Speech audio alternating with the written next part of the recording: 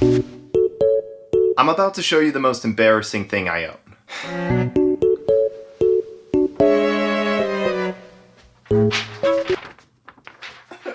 So this right here is my day 3 attempt at drawing an up-and-coming YouTuber that goes by the name of PewDiePie. The reason I show you day 3 is because you do not want to see days 1 and 2, except you will at some point in this video. Anyway, this is why today we're going to be talking about why we quit things and the repercussions of doing so.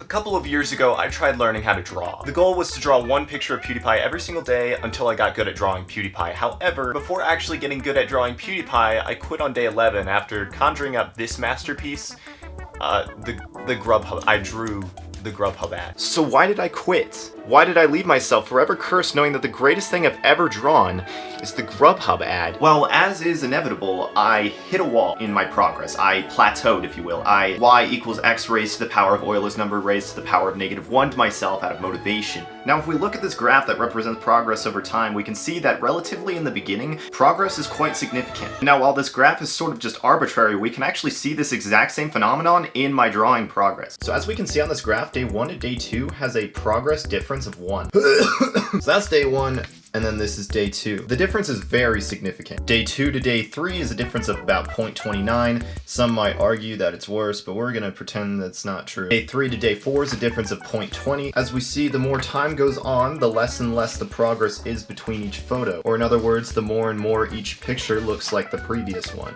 Except for that one, I took a break.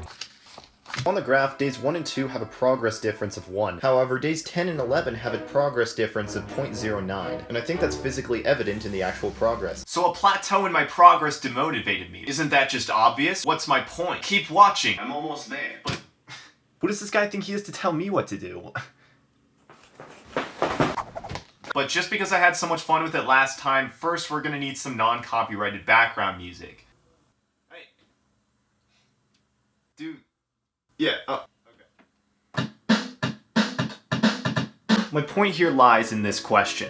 If a plateau causes demotivation, should we learn how to avoid the plateau, or should we learn how to not be demotivated by the plateau? The answer is yes.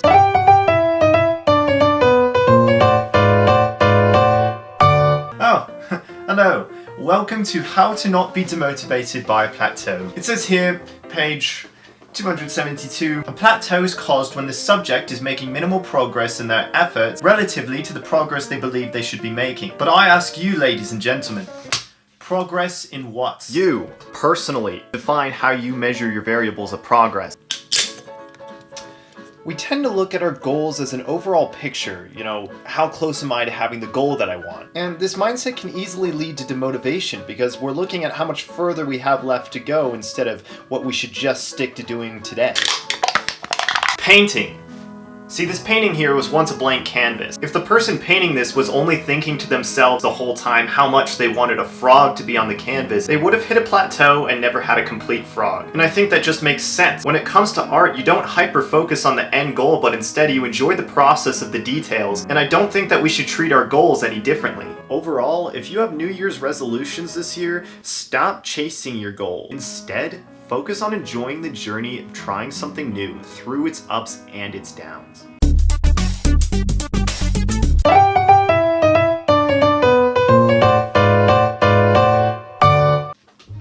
I solve Rubik's Cubes. There's a huge problem though, because in the last 4 years, I've decreased my average time by about 2 seconds. That, ladies and gentlemen, is a plateau. There's a difference between not being demotivated by a plateau and just straight up ignoring the fact that you're plateauing in something. And for the last 4 years, I've been ignoring the fact that I'm plateauing. So what am I missing that's keeping me on this plateau? Well, I'm missing knowledge.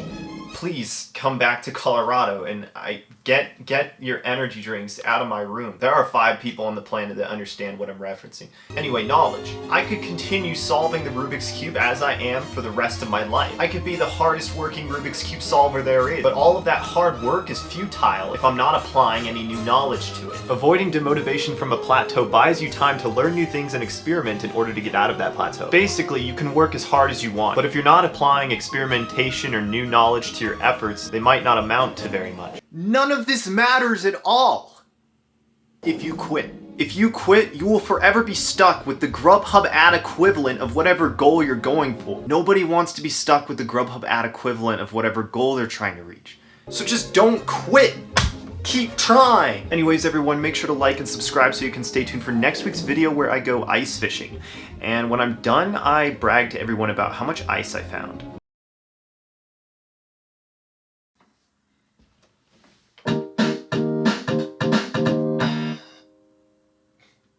But if